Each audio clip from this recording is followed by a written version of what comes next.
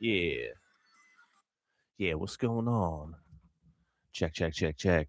Yeah, what's up? What's up? What's going on out there? Happy Monday. Welcome to this fine, cold, blustery winter edition, but fine nonetheless. A fine Monday. BS with Hannas. That's me. What's up out there? What's up, world? What's up, YouTube? I'm Nikki Hannas. I'm out here. It's my little morning YouTube talk show. Whole premise of this, I'll wake up and take a nice walk. I'll read some good stuff. Talk to the people. When I'm done talking to the people, I'll go work out. It's a Monday, so we already know it's chest day. Go work out, go to work, bang, bang, wham, bam. Thank you, man. That's a beautiful start to the day. I like to just get out here and talk a little bit, see, find some useful stuff, some cool stuff, some interesting stuff, maybe some helpful stuff. And it's a good practice. I've been doing this consistently since about May. And I'm enjoying it, man. I love it. So to you cats that are here, appreciate you. Be highness. What the fuck? Be heinous. Damn. I'm not loving that one, but that's okay. What's up, EMP? Good morning, dude. So yeah, I just been fucking running and gunning all week long. Now it's a Monday again. Get back after it. Not that I stay not after it, but we had a big ass snow day in Pennsylvania yesterday, which debilitates most of the world. Schools are on a 2 hour delay. Banks are on a 2 hour delay. Places were opening up late if they were opening at all yesterday. That's all right. You know what I mean? I spent my day reading my books. Once the plows cleared the road, I went out and fucking crushed a leg day. That's a good way to spend a Sunday. It's a good way to spend every day, getting some. That's how I like to think about it. But I guess I got to be careful not to fucking catchphrase myself to death just by doing this. Jerome Wright, 2 hour delay. What are those? That's for children and the soft ones of the world. Yeah, I don't know. I guess, yeah, you're a banker, right, Jerome? Yeah, I guess you got to go to work. Most of us adults got to go to work, dude. Unless it's so bad that you can't actually fucking travel or that it's dangerous. I mean, I hate driving in the snow. I don't like it one bit. The snow's beautiful. Like, I love when it snows super heavy, but only while it's in the act of snowing super heavy. Kids don't even get snow days anymore with the online school. Yeah, it's true. I don't know. Ain't my problem. I don't got kids. And the school system's a joke anyway. But that's all right. It's neither here nor there. It's too early for that. I love when it snows as it's snowing, and then it just sucks. And I got a particularly motherfucking lazy series of roommates. So I'm the one that does all the shit. But you know what? It's all good, dude. I woke up yesterday and drank my coffee, read a bunch. And then when it was time for me to get out and shovel my motherfucking driveway, that's what I did. I put on some death metal. It's Agalloch season, so I put on some Agalloch and fucking just shoveled away. I'm reading this book right now called First Principles. I forget the author's name at the top of my head. Thomas Ricks, First Principles. And it's about how some of the founders, not about how they were influenced by the Greeks and Romans, but it really dives into their particulars, the particular influences of, for example, Cicero on John Adams, things of that nature. It's fascinating, dude. Really, really cool. So as I'm shoveling this driveway, fucking, it's cold, man. I mean, I've talked to him here before how I like walking through my neighborhood and watching the seasons, watching the cycle of it. I'm taking my walk this morning. It's like 15 degrees out. There's snow. Christmas is next week. I'm like, damn, we're in the it don't get much more wintry than this. After Christmas, it sucks. Like at least it's nice leading up to Christmas. It feels good. It's like, it's winter time.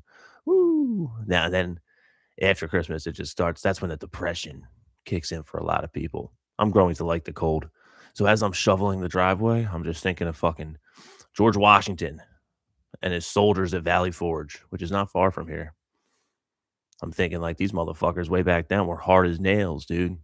Those cats suffered all throughout the winter time, training in the midst of a war towards the end, what will become the end of the war, not knowing the outcome, losing morale, not having food, huddled up in shacks in Valley Forge. That's hard as nails, dude. We ain't built like that no more. I ain't fucking built like that. Most motherfuckers out here aren't built like that. I can shovel a driveway by my damn self and not be mad at other people for their lack of help. That's a softness of character. There's something to do. It should just be done and it should be happy to do it. But, that's just the shit that I think about. What's my outdoor workout activity looking like in the snow? Dude, I mean, I don't really do outdoor if I do outdoor workouts, it's usually just walking up and down hills. I mean, it's not like an intense exercise. It can be intense depending on the hill. Snow is a lot of resistance. When you're wearing boots, that's a lot of resistance. Throw a weighted jacket on, that's a lot of resistance. You walk at a brisk pace, you know? There's been when I do outdoor workouts, if I do them like a workout, that's usually just all body weight shit. I'll do a set of like 10 burpees, 25 push-ups, 25 body squats. Just blast that out like one quick consecutive superset and walk up and down the block, catch your breath. It's like high intensity intervals almost. The high intensity being the series of burpees and push-ups and body squats. Doing that in the snow, I mean, you can't be like, I don't do that when there's actually snow on the fucking ground.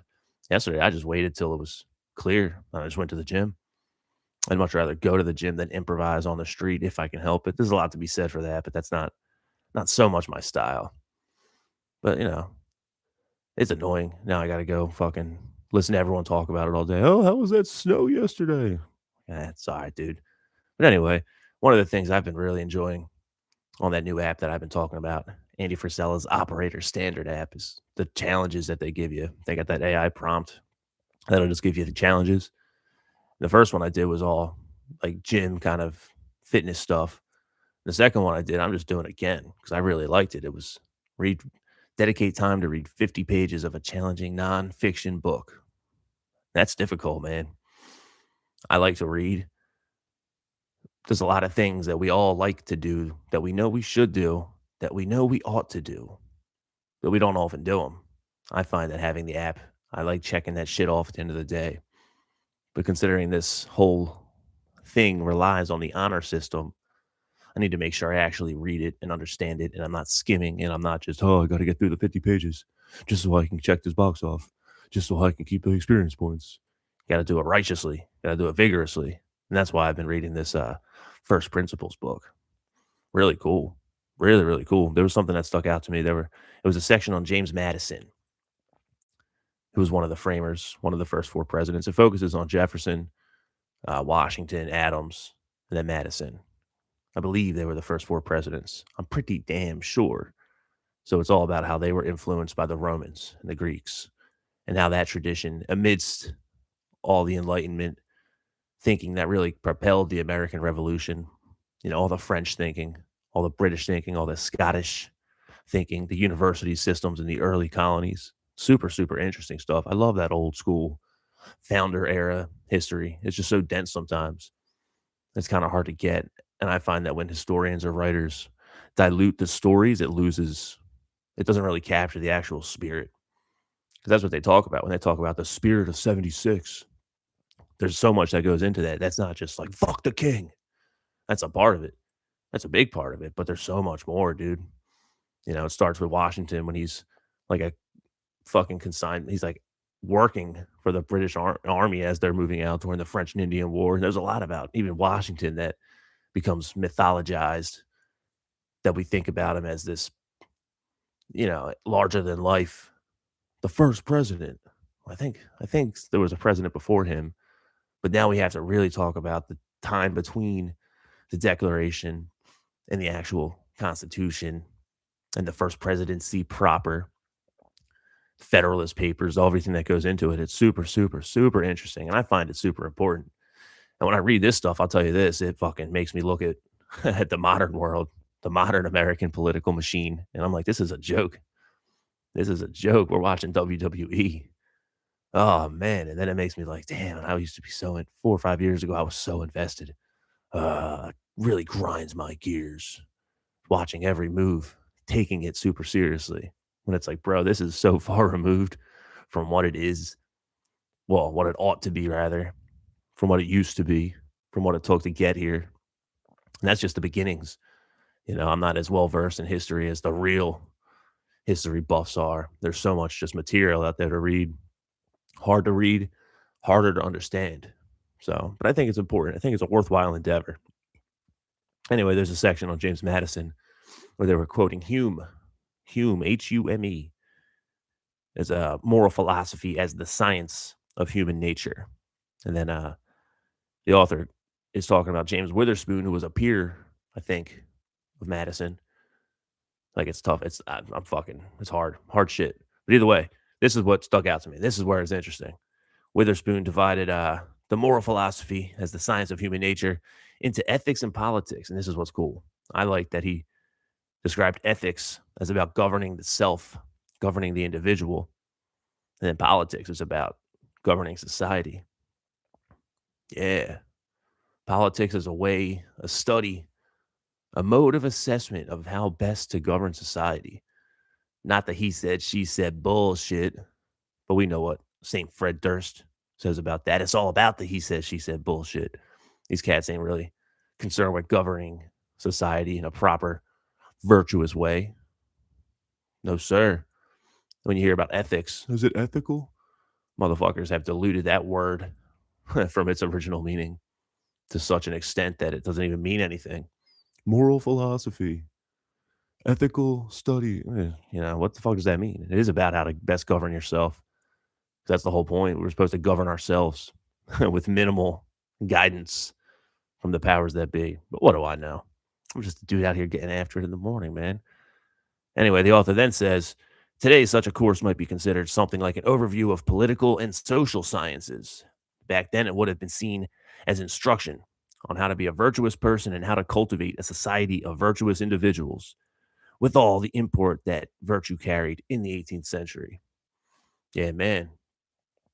Yeah, man. Political and social sciences is like the soft studies popular in university and all that shit right now. You turn on the TV, that's what I'm doing too. As a matter of fact, it's miss me with the sophistry and bullshit element to it. I'm contributing to it, but it is social and political sciences.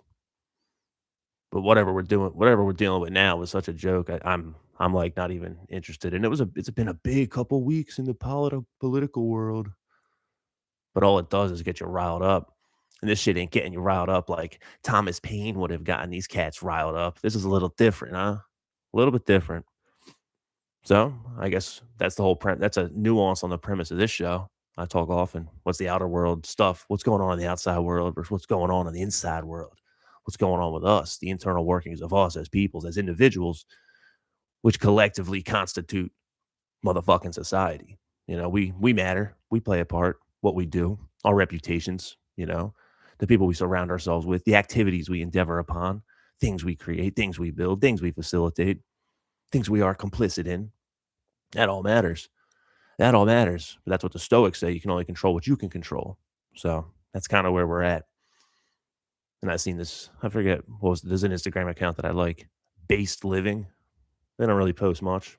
Just cool aesthetics and things like that. It's one of those all hail the West types of pages, which are cool because most of those dudes are into literature. Most of those dudes are into bodybuilding and weightlifting, getting better. Sounds familiar. That's the shit I like. He just had a post with a bunch of pictures. It was one of those carousels that just said, embody your philosophy. Simple, very simple, but oh so true. Don't talk about it, be about it. Embody that shit that you profess to be about. That's what I'm trying to do out here, man. And I found something in all of that. Gotta love the morning philosophical musings of madmen. Of madman? Check your grammar, Jerome. Oh yes, this is a morning philosophical musing. Whether I'm mad or not is up. That depends who you ask. After 10 o'clock, I'll start to sound crazy. When we start talking about the real society and the Atlanteans, we can get into that, but not till after 10. Not till after bench presses are done. Otherwise, it's just masturbatory and unnecessary. Moving on. Here's another quote that I found. Joseph Campbell. He says that myth helps you to put your mind in touch with the experience of being alive. Yeah, that's what I was doing yesterday. Getting fired up, high thumos, shoveling that motherfucking driveway. The myth of George Washington, the mythical figure that he is, the hero with a capital H in the American tradition. This is the stuff I find interesting. I find it's very helpful because it would be so easy just to be a bitch and just be pissed, mad at the situation. I just want to have a snow day. It's my day off and now it's all snowing and I can't do what I want to. And these idiots don't even help me. It would have been so easy just to pivot into that while people from work are blowing me up about wanting to, I guess we open late, but it's not my day off. Well, it is my day off. I'm not working. No one, everyone's miscommunication and everyone's feeling a type of way because it's snow and it's stressful and really easy for me to be inundated with all these things. At least I perceive myself as being inundated with them, being made to deal with them. I'd rather just blinders on. Let me do my thing, dude. Shit, I got a candle lit. I got a whole bunch of coffee. I got this super interesting book I'm trying to read. I'm in my big fucking house. It's a day off. I'm trying to fucking just enjoy this shit, enjoy my endeavors, embody my philosophy. But it's real easy to have little things introduce themselves, and then I'm getting switch of the mood. I'd rather just ponder the mythical histories, those hard soldiers back in Valley Forge, freezing their balls off, dying in the cold, freezing to death under the mythical hero, General George Washington. A day off is a day wasted. Yeah, man. That's right. When I say day off, I just mean it's time I get to allocate to myself without a sizable portion of it being allocated to obligations, duties, or otherwise responsibilities. So that's what I'm thinking about, dude. Reading good stuff, lifting heavy things, talking to the people, philosophical Monday morning musings of a madman, of which it's time to wrap it up. Happy Monday, y'all. Appreciate you guys being here. Appreciate you guys in the chat. Onwards we go, dude. Gonna motherfucking keep ripping. Thanks for hanging out on this fine Monday morning edition of BS with Hannas. That's me, Nikki Hannas. You can find this on YouTube at BS with Hannas. Goes out to Apple Podcast, Spotify Podcast, so on and so forth.